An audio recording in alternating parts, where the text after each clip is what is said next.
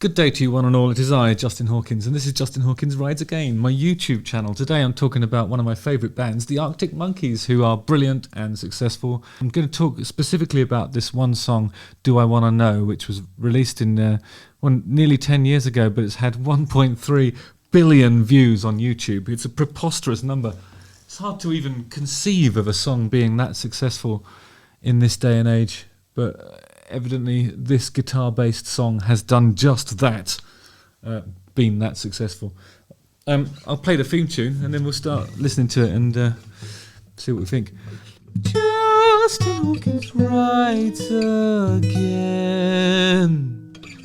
again.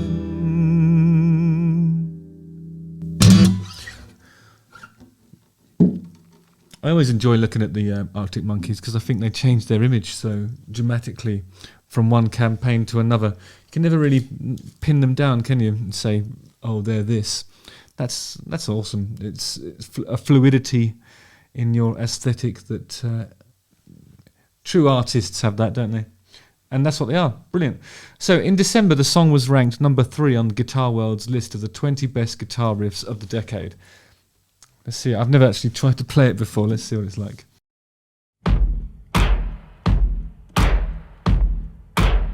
You know, that jump beat at the beginning reminds me of The Stroke by Billy Squire. You know, everybody. Now everybody, have you heard? Everybody.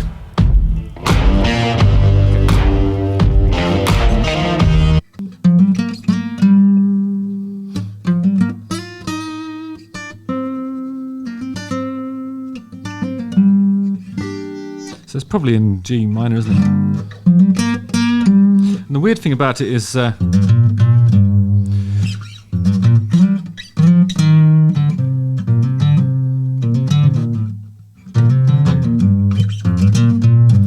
mean, it sounds like it's played down there, but it's got some, it might be on one of those baritone guitars or one of those ones that's sort of tuned differently and has a longer neck.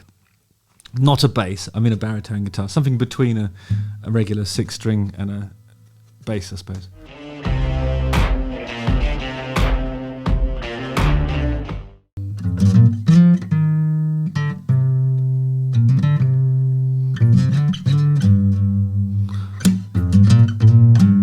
It's really cool.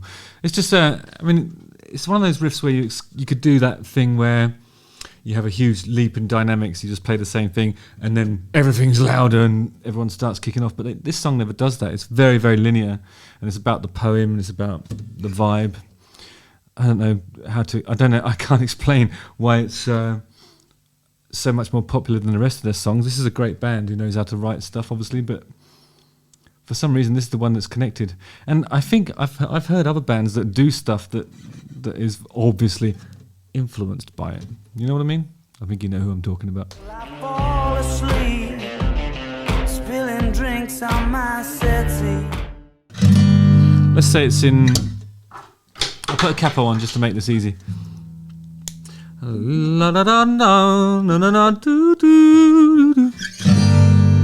I'm going to try and paint in some harmonic information to show you what's happening melodically. So let's say we've got a capo on 3, so you're doing like an E minor.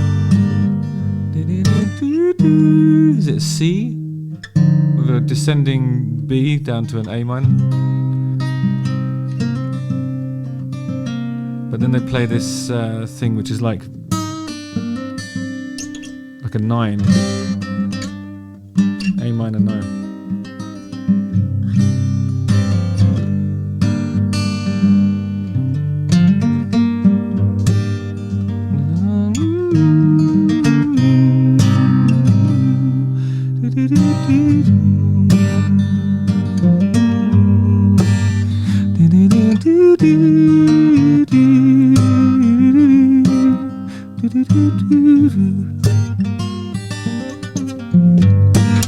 But there's nothing else in that arrangement that sort of gives you those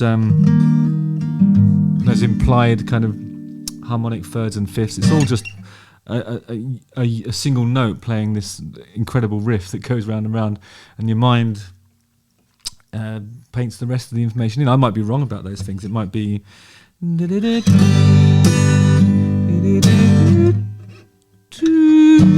It's not there. I could be wrong, but, I'm not. I could be wrong, but, I'm not. I am. I could be wrong.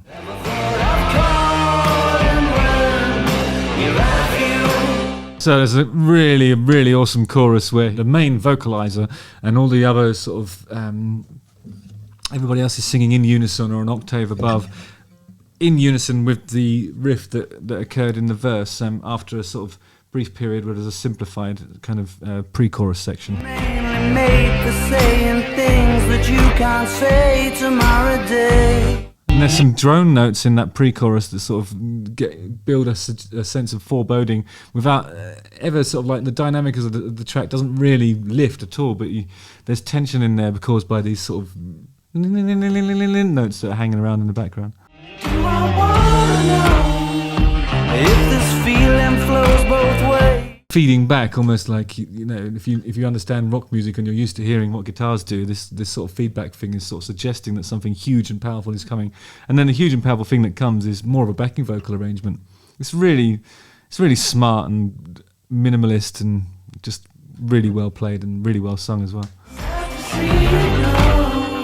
Sorta hoping that you'd stay. What would you do if there's a massive guitar solo in it? Should we find out? Let's do it. So have you got the goods? Been wondering if your heart's still open. So I'm going to read you some more facts about Arctic Monkeys. I can't just sit there grooving on that amazing song. If this feeling flows both ways. Sorta hoping. Oh, the debut album, Whatever People Say I Am, That's What I'm Not, became the fastest selling debut album in UK chart history and has been hailed as one of the greatest debut albums. And then their international success increased with their critically acclaimed fifth album, AM, which is what this song comes from, So imagine being this sort of, I don't know, creatively virile after 5 albums. It's amazing. I think at some point before the Arctic Monkeys signed any sort of major record label, they sold out a legendary London venue called the London Astoria, and they were hailed as being the first sort of unsigned band to actually sell that place out. They weren't. In fact, the first was The Darkness in 2003. We did that, but obviously the information wasn't. I think the enemy were so apoplectic that the darkness existed that they stopped being able to perceive time in the linear fashion that the rest of us do. Nonetheless, it's impossible to begrudge Arctic Monkeys their success. I think regardless of anything else, they're just, I don't know, they're always interesting, aren't they? They're just always interesting. In fact, one of the English poet John Cooper Clarke praised the band as the nearest thing to the Beatles. Let's have a think about who in the modern era might be nearer to the Beatles than the Arctic Monkeys.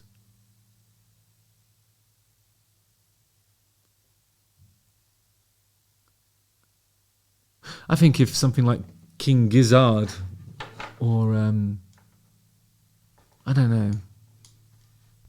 I'm not sure what he means by nearest thing to the Beatles. Maybe in the sense that they can do understatement, overstatement. They muck around with their image. I don't know. I'm not sure what he meant by that, really. But Radio X also named the Arctic Monkeys as one of the best bands of all time.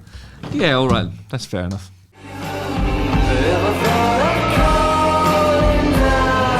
Some cool left turns happening, like...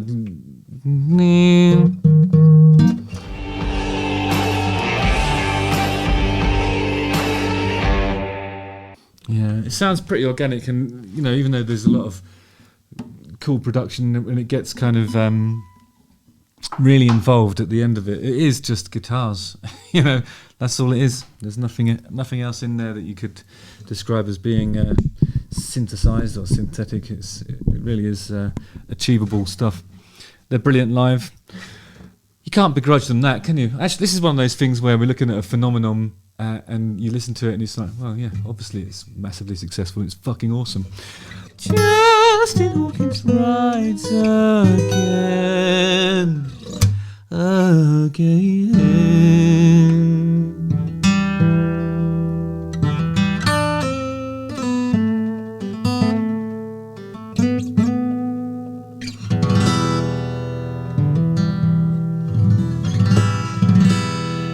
Don't forget to like, subscribe, hit the bell for notifications, and watch one of these 2 videos.